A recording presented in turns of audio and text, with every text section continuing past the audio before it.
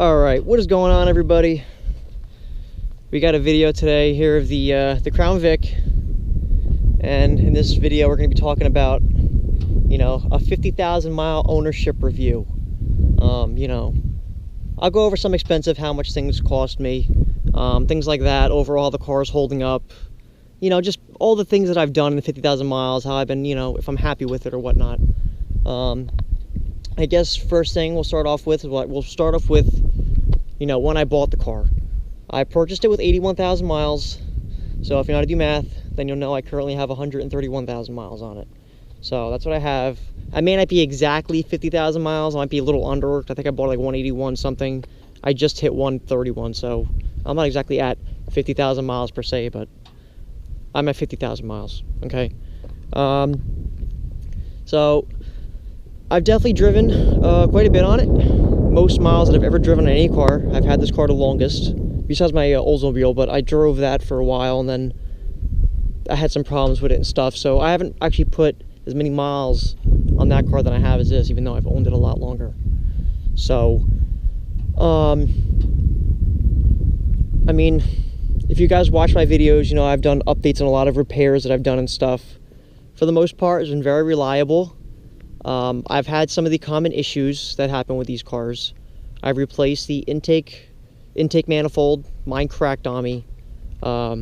It cracked by the thermostat housing. I'll pop the hood and I'll show you guys. So I had to do that. When I first bought the car, it needed new, well, it didn't need, but it definitely could have used some pinion bearings. They whined a little bit in the rear. So I went ahead and got that done when I purchased the car. But then when I got into the accident, I ended up having to do them again because I ruined, you know, part of the differential. I ruined some of the stuff in there when I got into the accident. So that was really the car's fault, but something that I kind of waste money on. I guess I'll show you the new intake manifold that I have.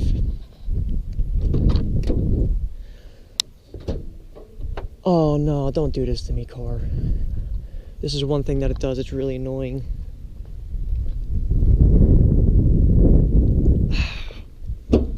Oh no, come on, don't do this to me, car. Well, unfortunately I'm not going to be popping the hood because sometimes my hood, it pops, but like the seals make the hood stick, and the only way to pop it up is to get like a rag and a screwdriver and pop it up.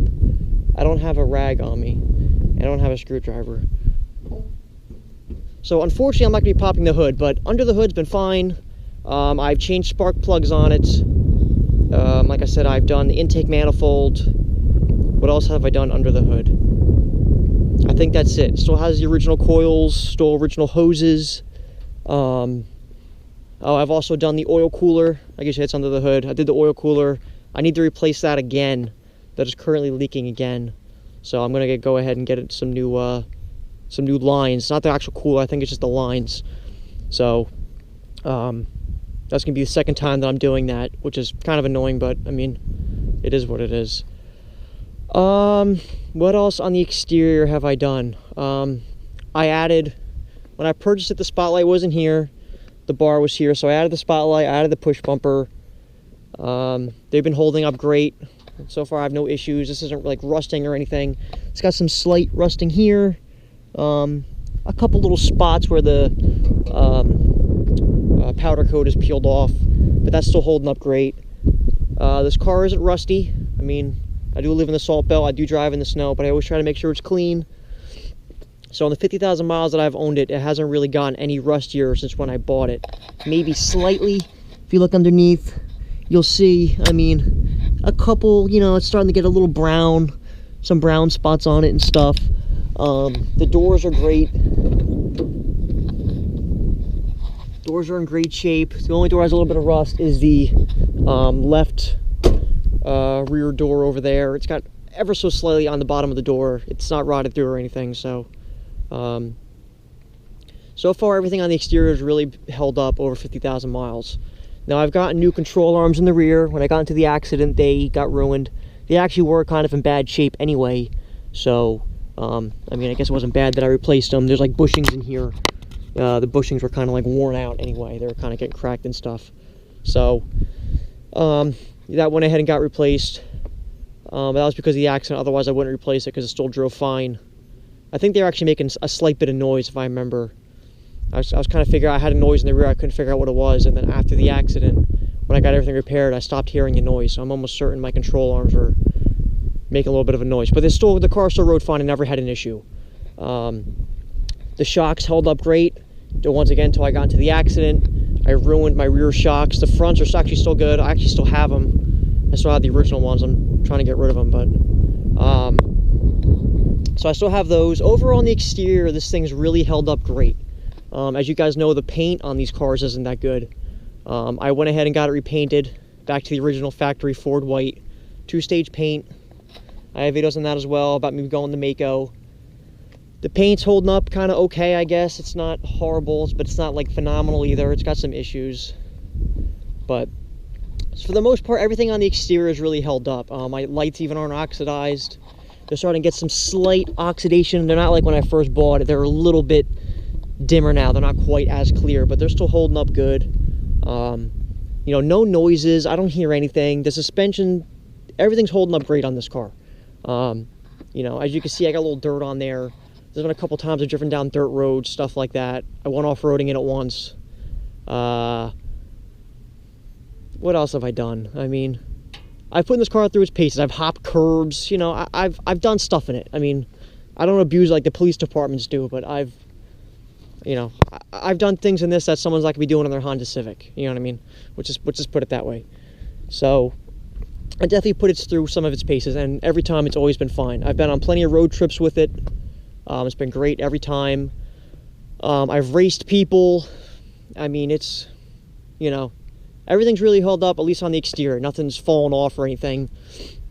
The interior is holding up great too. Nothing's broken. Sometimes a switch, it's not doing it. Sometimes it like and like the door won't lock or unlock. Very rarely does it do that. It may just be a bad connection. I never really looked into it. Not that big a deal. The seats are holding up great. No rips. Even on the driver's side, there's no rips or tears. I'll go over there and show you. So the interior is really holding up great in this. Even this, like the mat, there's no tears or anything in it. I mean, it's all in pretty good shape. You know, my mats are dirty. It's got a little mud and stuff. That's fine. That comes right up. I mean, no cracks on the dash. It's really holding up well.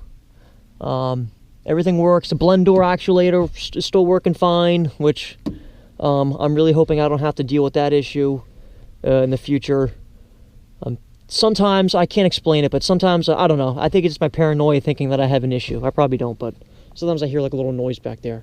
So I'm not sure what that is. Back seat is in great shape. I mean, it's got a couple little like scratch lines in here that will come right out if you clean it. In great shape. Door panels in good shape. Up here, everything's fine. No tears. The headliner's in good shape. I have a hole here because I'm missing a plug, as you can see. And whoever owned this car before me, I guess, smoked in it. I have a little burn hole over there. I'll show you guys in a second. But I mean, the seats, like I said, no tears, no stains. The seats have really held up. That is a kind of, I won't say a common problem, but it happens a lot with the police interceptors because the cops get in and out of the cars and their belts and whatever else, their gun, it rubs up on the seat and it tears them up. If you look, it's feathering a little. I don't know if feathering, but it's not tearing, but it's starting to peel a little bit. You know, some of the stitching starting to peel up. Not a big deal. It's still holding up great. Same here on the bolster here. It's really doing good. This is the only problem with the interior, which it happens. These all break. I don't think I'm to this day, I'm still trying to find one that isn't broken at the junkyard. Every single time they're broken. I don't think I've ever found one that was in good shape. So that's still on my list of things to get, one that isn't broken. But it's not that bad. A lot of times these break. I replace that with one from the junkyard. They do break, so you know, a couple things here and there have gone wrong with the interior, like this and this. I say the two main interior problems with these cars. I added the center console. I didn't have that, but I mean, the center console's holding up good. You know, everything's really holding up. Considering it has 130,000 miles, the interior is really doing well. Sometimes seats the springs get all messed up or whatever. The springs are great in the seat. It's still very comfortable, you know, very plush. That seat over there, the springs are a little they're not quite as well as this one for whatever reason. So I don't know if his partner was really fat or whatever else. I don't know. You can see right here, it peels a little bit, like it sticks up. It's supposed to be like pushed in, but as the years like pushing down on it, it slowly pushes that out. You can't even tell. I mean, if you look, you can see now, you can see if I push it in, you know, it pops right back out. But that's the only real wear item that's going on with the interior. It's really held up great. I'll pop the trunk.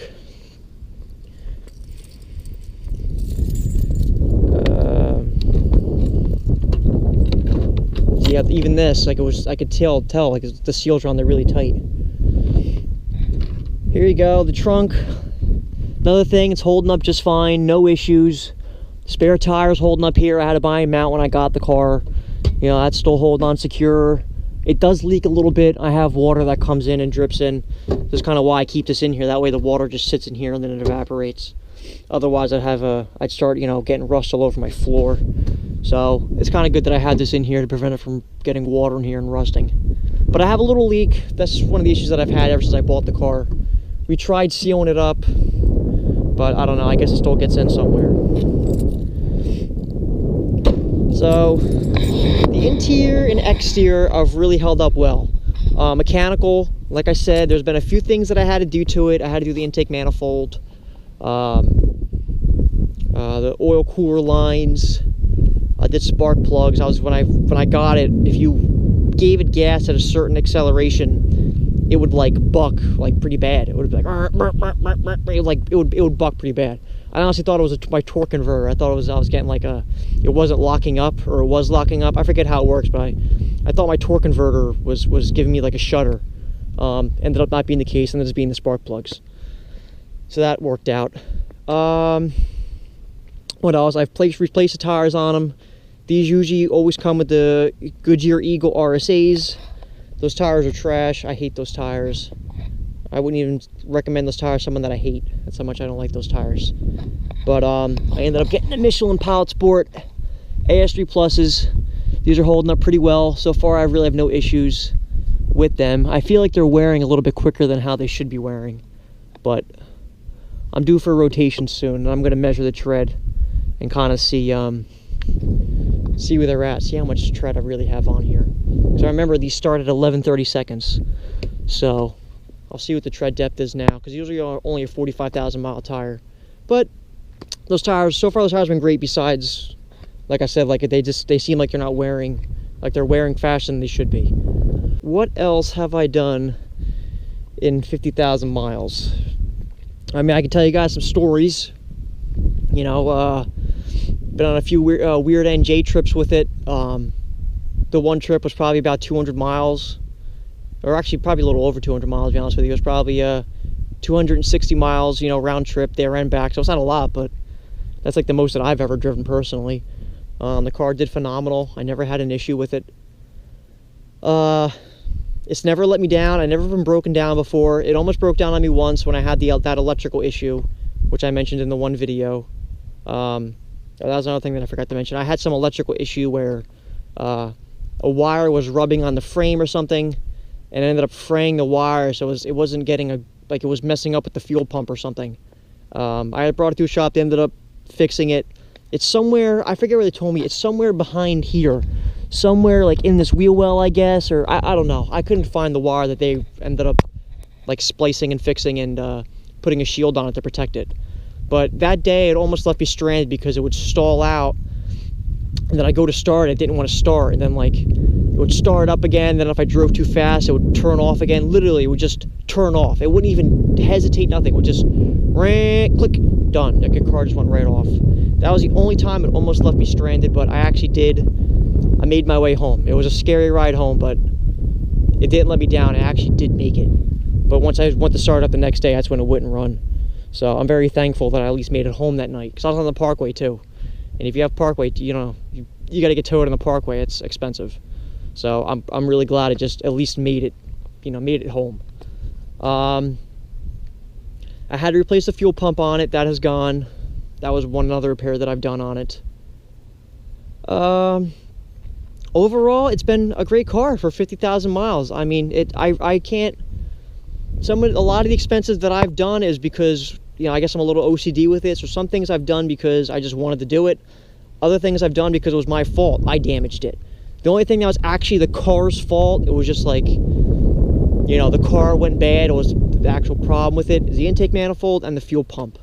The electrical wire, the LCM, I did that, but I got a rebuilt one on eBay for like 50 bucks.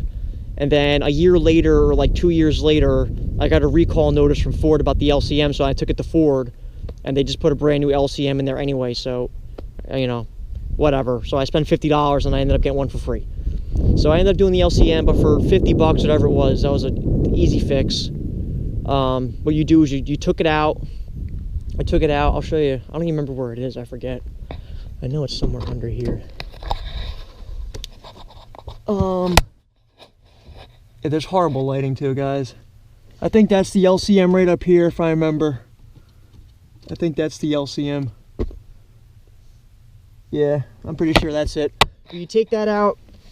There's like 3 screws. You pull it right out, and you know, you send it to the guy on eBay. He rebuilds it. He like resolders like the connections or something. He sends it back to you, and voila, it works. So it was a little annoying not having headlights. Like I couldn't drive the car for a few days because I didn't have my LCM, but they ended up fixing it, no problem. Why is this woman staring at me? What are you looking at, lady? I'm doing a 50,000 mile ownership review. When you hit 50,000 miles in the Subaru, let me know. I'll do a review on your car too. I don't know what else to say, guys. I mean, I think I've pretty much gone over everything. My 50,000 mile ownership experience. Like I said, I love it. I really love this car. There's been a couple times I thought about selling it, getting something else, but ultimately, I don't think I'd really get rid of it. I really enjoy driving it too much. I could tell you guys some stories. Like I know I've raced a couple people. One time I was driving down the, not the parkway, I was driving down the interstate, and, or the turnpike, I'm sorry, driving down the turnpike, and I look in my rearview mirror and I see a Dodge Charger, like an old Dodge Charger. I'm talking like a, you know, Dukes of Hazzard style Charger, like a 70s or a 69. I don't know the exact year, but something like that. And I saw a Grand National too. They're right next to each other. And I'm all the way in the right lane. It's a 3-lane. I'm all the way in the right lane, and I see the Charger and the Grand National in the, you know, middle in the left lane. And I'm like, I wonder if these guys are gonna race. They're literally like right next to each other. Sure enough, they start going. You can hear them like, whoa, you know, you can hear the Charger, you can hear the Grand, well, you couldn't hear the Grand National, but you could definitely hear the Charger. And they start racing up. And I guess the Dodge Charger all of a sudden noticed that, you know, there's a cop. I guess he thought it was a cop. I don't know exactly what happened, but, you know, he ended up kind of backing off, and the Grand National ended up like, kind of like flying by me. He went pretty quick. So I was like, oh man, I gotta get in on this. So I get over into the middle lane. I had to like fly past the bus real quick. I get past the bus, I go into the left lane, and I'm trying to catch up to the Grand National, which ended up being in the middle lane. And I pull up next to him, and I'm like, yeah, yeah, you know, I'm giving a thumbs up, and, you know, I'm like shouting at him. And all of a sudden, you hear like his turbo go. You hear like the whoosh, you hear it like spool up, and he starts to go. So I'm you know, flooring at this point. We're probably both doing like 100 miles an hour down the turnpike. You know, it wasn't for that long. It was probably only for, you know, 10 seconds or something we were going, but, you know, we're like hitting bumps. I remember I had my girlfriend with me. She's like freaking out. You know, I'm hitting like where it was, I guess there was some bumps on the road, so we're like bouncing on our seats doing like 100 miles an hour.